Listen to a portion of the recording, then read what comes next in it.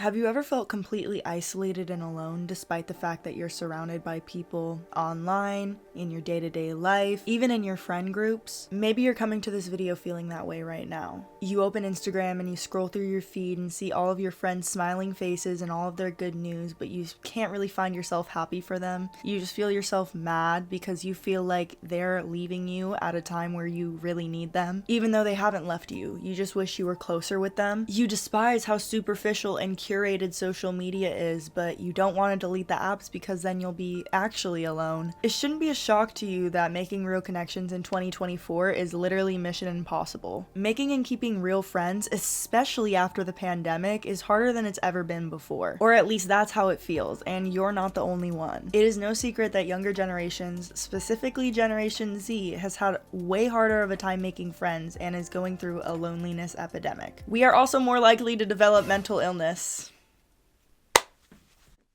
Anyway, fear no more, okay? Because in this episode of the Improvement for Imbeciles podcast, I'm going to be sharing with you guys my no BS guide to making friendships in 2024 when it feels impossible to meet people who just get you, you just click. And if you're new here, I'm Natalie Etched, but you can call me Nat. This is where I share ways in which I'm getting my shit together so that you can get your shit together. Be sure to like and subscribe, besties, but only if you'd like. If you watch the end of the video and you're like, I vibe with her, subscribe to me. I don't want to force you guys. You guys are my friends, but like, are you my best friends? You gotta subscribe in order to be a best friend. And let me just tell you, this advice is literally advice I would literally pay so much money for in high school because I was so lonely in high school. I was so socially awkward. I was always like the third friend, the one that you always forget to invite or like, should we invite her? And this also followed me into a little bit of my college experience too because I was class of 2021, which meant I literally got screwed over by the pandemic. Like, I did not have that many friends in high school because I was in my room on TikTok. So if that's you, just hear me out. First of all, I will not be blaming your damn phone for the reason why you don't have friends. Older generations always love to say things like, well, it must be that damn phone. You just need to get off social media. You just need to touch some grass. Ugh, I'm so tired of it because older generations will act like our phones are the only reasons why we cannot make friends, despite the fact that there are no third spaces. Not to mention the increased societal pressure that has made us hypercritical of ourselves and how we act in social situations. A lot of people are very socially awkward, especially after the pandemic. For many of us, Discord group chats and online spaces are what we've thrived on. But the reality is, we have not created a society that has made it acceptable to go outside and to meet people. And I know I'm late to the trend, but I really want to talk about third spaces and how the lack of third spaces is a huge factor of the loneliness epidemic, and it's something we have to talk about in order for me to start giving you real advice that'll help you. Because right now, you're probably thinking a lot of this is your fault. I just don't get outside. But that's just not the case. It's also a society thing. Socially, we don't have spaces where we can just go and meet people without having to drink or pay money or be influential in some way, shape, or form. And essentially, a third place is a location that facilitates social interaction outside of just work or school. I keep calling it third spaces for some reason, but it's third places.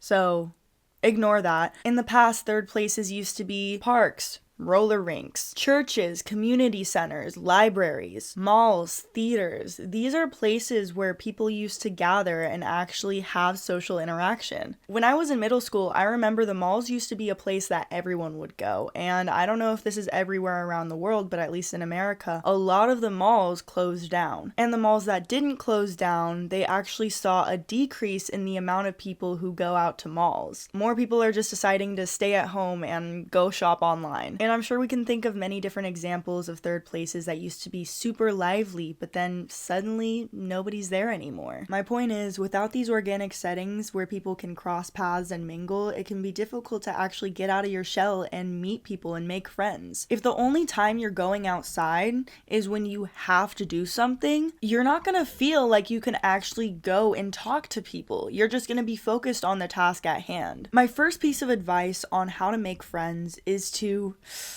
go outside. I know I wasn't gonna sound like an old person in this video, but I promise you guys, you need to go to places alone. I know, it's scary. It's scary to go to places alone and fear rejection and fear looking stupid, but you have to start feeling comfortable just going to places and checking things out for yourself. And now a quick word from the sponsors of today's video. There's a really good app I use that really helps me go to different places that might be third spaces, and it's called Circles. This is my little profile, and I wanted to just show you guys what this app does. You can literally find all of the places in your area and see people's recommendations on it, but more specifically, when you meet a friend, you can add them and you can share your recommended spots to them. This app is literally the solution our generation has been looking for to find third places, because I promise you, third places are out there. It's just you don't know when your friend is checking into somewhere. You don't know when people are going to the same coffee shop as you. There's a feature where you can check into wherever you're going, which is really helpful if you're trying to create a third place, because people who are around your area and actually want to go out and mingle will see that you checked into a specific spot and then they'll go there. Also, it's not just with food places too. You can recommend hair salons, nail salons, movies, podcasts. There's also a new messaging feature within the app too that you guys can go and message me on, so be sure to follow me on Circles and send me a message. I'm responding to anyone who messages me on Circles. If you are interested in investing in this app, I can literally see this app getting big. I'm calling it right now. Circles is going to be the next biggest app. So there's also a WeFunder that's open where I actually invested $500 in this company. I love the positivity, I love the mission, and lastly, I believe it can solve a really big problem our generation is having, which is the lack of third places. Both the links for Circles and the WeFunder is in my description if you're interested. Point being, you need to put yourself in situations that are uncomfortable. And I know that's not a nice thing for you to hear, but it's a necessary thing for you to hear, because at the end of the day, going out and doing things alone gives you a sense of confidence. And I think a lot of girls specifically struggle with this. I don't know if all guys think like this, but I know for me, I wouldn't go out alone as a woman because I would genuinely be scared for my safety. Whenever I would go outside and talk to people, usually the only people trying to talk to me were scary men. So I urge you, if you are a woman watching this podcast, get involved in women-only spaces. Or it doesn't have to be only women, but try to surround yourself in spaces where women will be, where you can make female friends. For example, signing up for a yoga class is a great way to meet female friends. Going to the gym, volunteering for women's organizations. These are all things you can do that actually help you get involved in spaces where you'll have lifelong friendships. Another really good example is I just competed in my first ever pageant, and you'd think, you're not going to make friends competing with women. The difference is we weren't even competing with each other in the sense of we're trying to be better than one another. We were in the same spaces because we were craving spaces where we could embrace our femininity, spaces where we can just talk and let our emotions flow and we can actually get involved, spaces where we can go and help the community. These are things that are essential for people to start forming real connections. And that brings me to the next point. Get vulnerable. And I know it's scary to get vulnerable, but start getting selectively vulnerable with people, because I know you do have friends that are either in your DMs or online friends or whatever the case may be. If you want to develop more friendships, you have to start sharing parts of yourself with people. That doesn't mean you have to share with them your whole life, but it does mean you have to start being a little bit more open when it comes to your fears, a little bit more open when it comes to the things you don't like about yourself. And that doesn't mean, trauma dump on someone, but that does mean people like people that they can see themselves in. Be able to talk to your friends about the things that are bothering you. And that's advice for when you actually start to have a friend and you're wanting to develop the friendship. But as for just putting yourself in places where you'll meet friends, follow up with people. I know that a lot of people say that social media is toxic, which I do agree that there are some aspects of it that are toxic. However, it is also a social platform. Be able to monitor your social media use while also knowing that it is a way to meet people, and it is a way where you can actually foster real connection through creation. Like, we are experiencing a different time where everyone is sharing parts of their life with each other. So a way to indirectly get vulnerable with people would be to start sharing your creations and to stop being so scared to post on social media.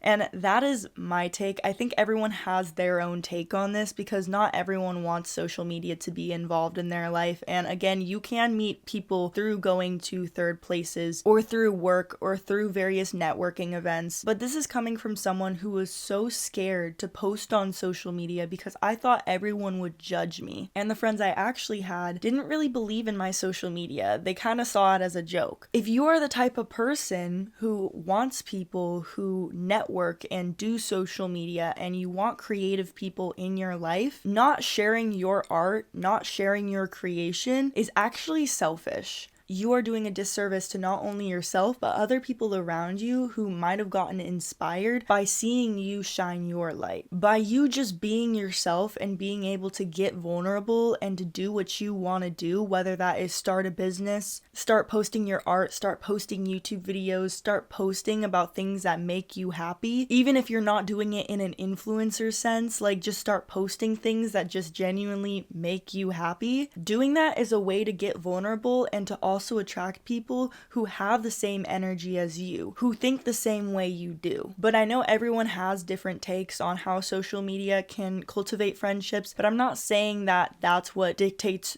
deep friendships. It dictates surface level friendships that you can branch out into. Which brings me into my next point. Follow social media pages in your area.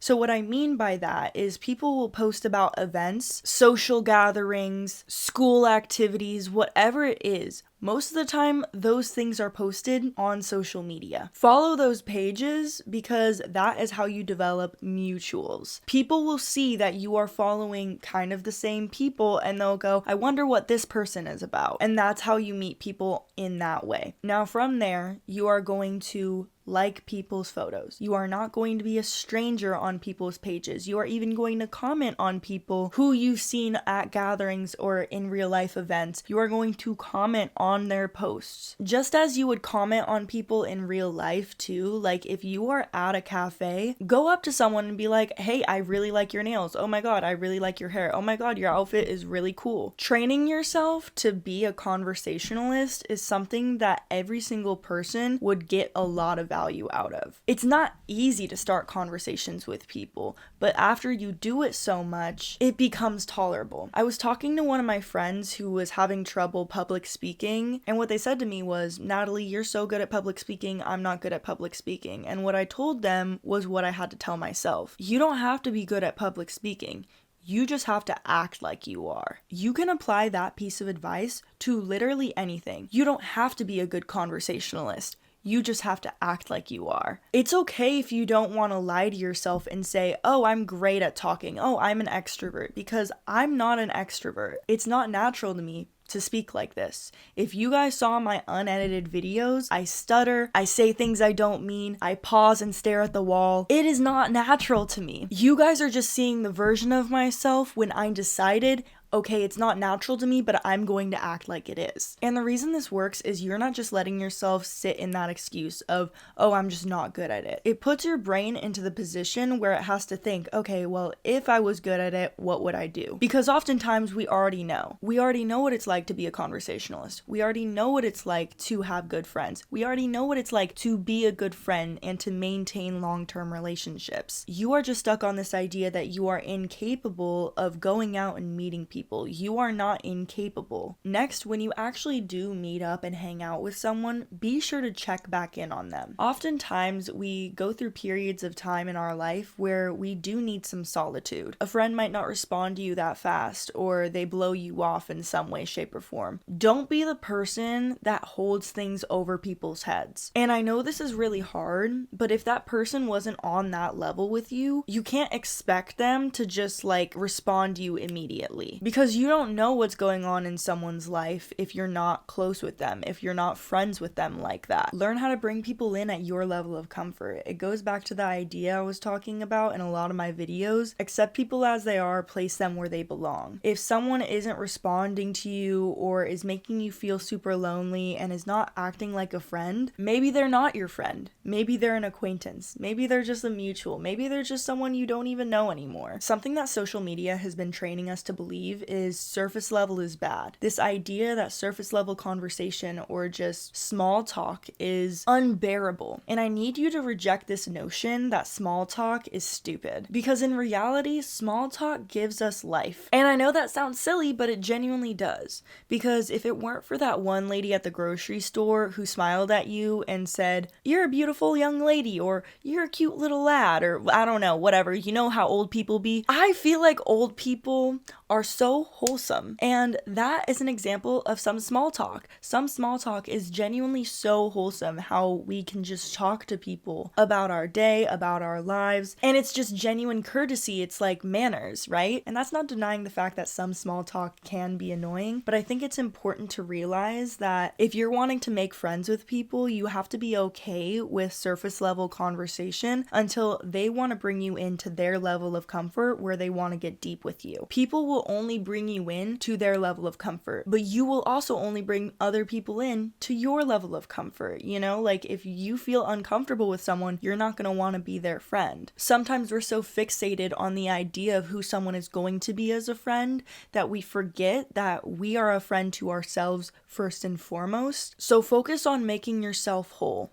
Always have something that you're doing for yourself. And for the people in your life, always try to find people in your life who have something in common to you, who have a similar goal. A lot of you are trying to stay friends with people who are actually holding you back because they don't actually see the goals that you see for yourself. If you're surrounding yourself with people who it's obvious that they don't actually believe in you, you also need to redefine what friendship means to you, because often we feel lonely when we aren't allowing ourselves to let go of people who no longer serve us, because we are still attached to the idea that other people define us as an individual. I've gone through periods of my life where I've been extremely alone and also felt very, very secure with myself, and also times where I've been surrounded by people and felt extremely lonely and insecure with myself. The main difference is what I chose to do with myself and what I chose to do with my time. If you are alone and you have things that going for yourself and you go out of your way in order to meet your own goals, you will find people who align with your goals because you're so focused on what you're doing that if someone doesn't have the same mindset as you, you don't even want to be around them. Whereas a lot of you don't have good priorities and you just want to put anyone in your life as a friend because you're not being a friend to yourself and you are not focused on the things that really matter. You don't have goals, you don't have ambitions, or if you do have goals or ambitions, you're suppressing them in order to be accepted by some group of people or society or whatever you're trying to be accepted by. Sometimes your suppression of who you really are, that is the energy that is keeping you stuck. And I know I just upped the ante from what I was talking about earlier, but these are the things I've realized with having no friends versus having friends that I didn't feel were friends, that I kept around because I was too scared to be on my own. A lot of the time, people don't actually have no friends. They are just not being a friend to themselves, and it is reflecting through their friendships being empty. If you have empty friendships, you need to look at how you're not being a friend to yourself. You need to look at your own goals, and you need to start stepping in rooms to meet people who will align with your goals. And the last thing I'm going to say is recognize that everybody is different. When you finally recognize that everyone is different and everyone has their own responsibilities, I think this is also something that differentiates like when you get to adulthood as well. But even in high school, like when you recognize that everybody is different, you have different friends for different things, you stop trying to view your friendships as something where you are going to be either accepted or rejected,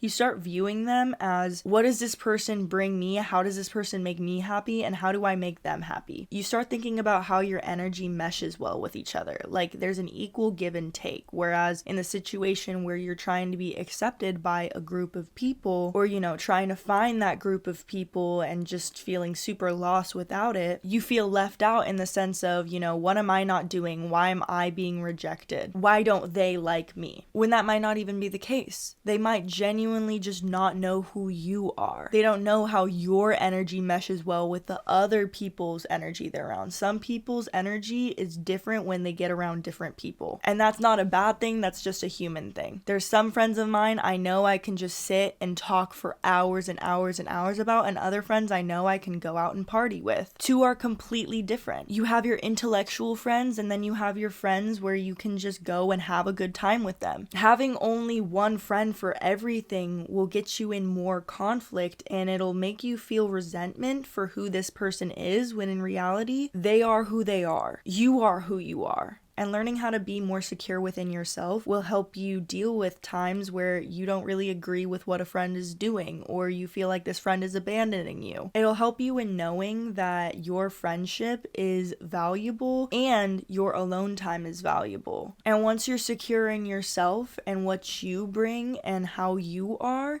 you will stop giving and overextending yourself to people who don't have the same values as you, who are using you, who are fake to you. You'll start entertaining people who are real to you, who love the same way you do, who feel the same way you do, who you have so many similarities with. Those are the type of friendships you want. Be sure to reach out to friends that you haven't talked to in a while as well, because sometimes, again, people are going through their own things. Don't assume that just because someone isn't texting you, that it's because they're mad at you or something like that. Like, genuinely reach out to someone. If you have a feeling of like, I want to reach out to that person, reach out to them, because life is way too short. Life is way too short to not reach out to old friends you love, or just assume that someone doesn't want to be in your life. They might be going through a really, really hard period of their life. You don't always know the full story. At the end of the day, making friends both online and offline can be a struggle. Be able to let go of friendships that no longer serve you, and be able to stand alone,